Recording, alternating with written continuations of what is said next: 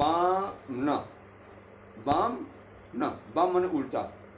भगवान किसी को उल्टा नहीं है, भगवान किसी को उल्टा नहीं है। भगवान किसी को तकलीफ नहीं देते हैं। बाहर से दिखाई देता है कि बलि का राज छीनने के लिए बामन भगवान गए और छीन भी लिया, उसको सूतल लोक में दे दिया। लेकिन सूतल लोक बलि की गलती थी। बलि धर्मात्मा था, बहुत सब उसमें सद्गुण थे, लेकिन अहम उसमें ज्यादा था। तो उसको सिर्फ अहंकार को नष्ट करने के लिए भगवान गए हैं। भगवान की शक्ति के सामने किसी की शक्ति चलेगी? 52 अंगुल बन के गए और संकल्प करा लिया और नापने लगे तो भगवान विराट बन गए। एक पांव में सारी पृथ्वी को नाप लिया और दूसरा पांव में ब्रह्मांड को फोड़ के आगे ऊपर चला गया पांव का। और तीसरा पांव कहा कि बताओ कहाँ रखूं? और जो कह करके संकल्प करके नहीं देता उसको नरक में जाना पड़ेगा। तुमको नरक में जाना पड़ेगा। तो लगता है कि भगवान माने अनिति कर रहे हैं, थोड़ा ठीक नहीं कर रहे हैं। अब बलि भी इतना बड़ा भक्त है। देखो भक्त का स्वरूप सुन लो, ध्यान से सुनो। भक्त का स्वरूप कैसा है? धर्मात्मा कहो, भक्त कहो। बाली के सामने प्रत्यक्ष प्रमाण था कि कह सकता था कि प्रभु आप 52 बन के आए, 52 अंगुल बन के आए, नापने तो विराट बन गए। ये न्याय युक्त है क्या? कोई दुकान में जाए अब बोले कि हमको मैंने 100 रुपये मीटर 100 रुपये के हाथ से हमको कपड़ा दे दो, और नापने लगे यहाँ से दिल्ली तक हाथ बढ़ा दे, तो दुकानदार कोई कहेगा? भक्त का स्वरूप क्या है? बलि एक बार भी नहीं कहा कि प्रभु आप क्या कर रहे हैं। हाँ, कुछ नहीं बोले। वास्तव में अपनी गलती भान हो गया ना। मनुष्यता वही उसी भगवान कृपा करते हैं जिसमें उसको अपनी कमी का आभास हो जाए, कमी अनुभव में आ जाए कि हमारी कमी क्या थी। कमी का ही कारण है कि उल्टा परिस्थिति आती है, प्रतिकूल परिस्थिति आती है। अगर कमी हम निकाल लेंगे तो प्रतिकूल परिस्थिति भी अनुकूल हो जाएगी। भगवान की कृपा से ऐसा संजोग बन जाएगा, सब बात बन जाएगी। तो बलि एक बार भी नहीं कहा कि प्रभु आप 52 अंगुल बन के आए, अब विराट बन गए, तो कोई न्याय है? अरे 52 अंगुल नाप लो, मैं देने को तैयार हूँ। लेकिन बलि नहीं बोला। बलि को अपनी गलती क्या भान हो गई, सारा संसार तो भगवान का है।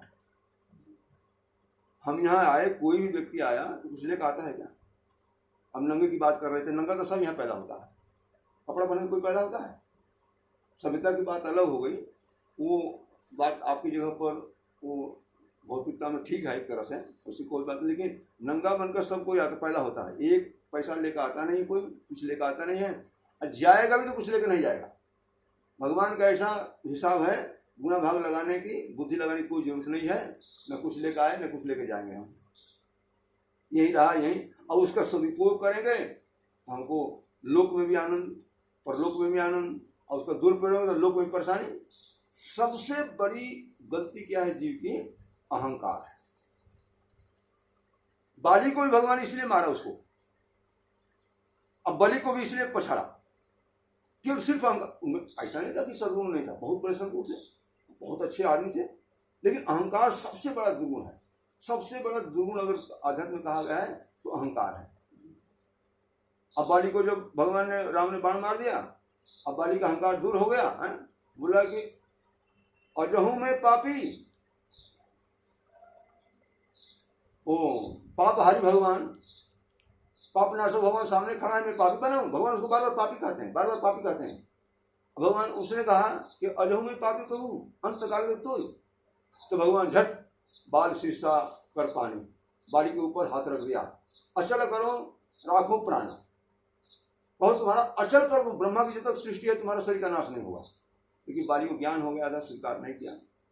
अब बलि को भगवान ने इसलिए मारा, इसलिए नीचा देखा है कि सब सद्गुण थे उसमें, बहुत बड़ा धर्मात्मा था, छोटा धर्मात्मा नहीं था, लेकिन उसमें अहंकार था। और जब उसको भान हो गया कि नहीं गलती मेरी थी, जब साक्षात गुरुदेव के द्वारा मैं जान गया, गुरुदेव कह रहे हैं कि साक्षात विष्णु हैं, भगवान विष्णु हैं, तो जब जान गया कि विष्णु ब्राह्मण के रूप में आए हैं, बलि को क्या अहंकार था? हैं?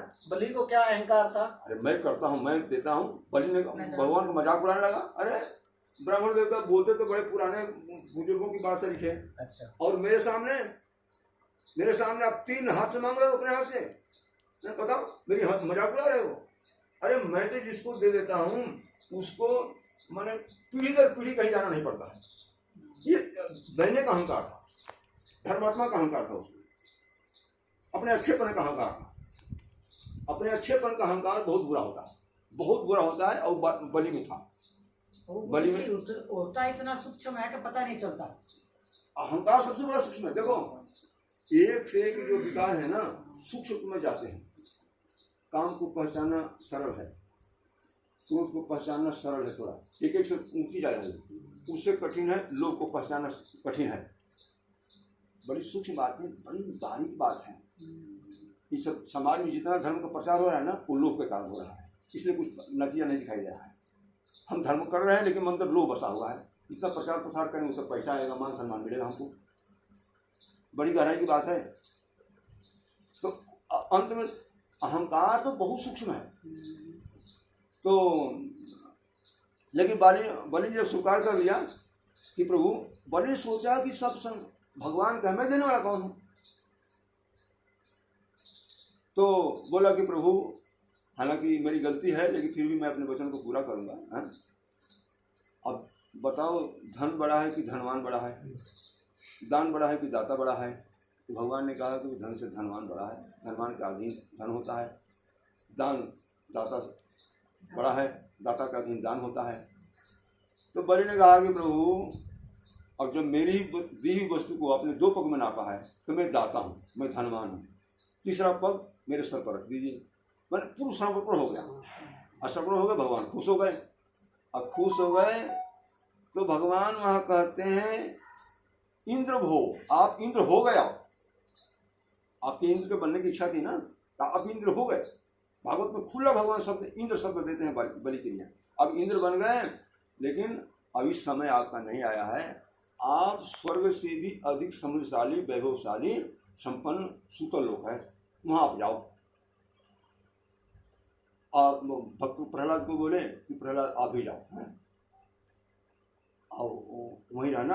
अगला मनवंतर आएगा तो शास्त्र में लिखा, भविष्य पुराण में और पुराण में, कि बलि इंद्र बनेंगे, हनुमान जी ब्रह्मा बनेंगे। अब भगवान तो खुश हो गया उसके समर्पण से, बोले कि बलि वरदान मांग लो, वरदान मांग लो। तो बलि ने कहा कि प्रभु वरदान क्या मांगूं? जब मेरी आँख खुले आप दिखाई दो, जब मैं कहीं जाऊं तो आपका दर्शन हो, मैं कहीं बाहर से आऊं तो आपका दर्शन हो। तो भगवान ने कहा कि तब तो मेरे को गुलाम बनाना चाहते हो? बोले नहीं नहीं प्रभु, मैं तो दर्शन करना चाहता हूँ। बोले ठीक है, मैं भी चलता हूँ, वहीं रहूँगा।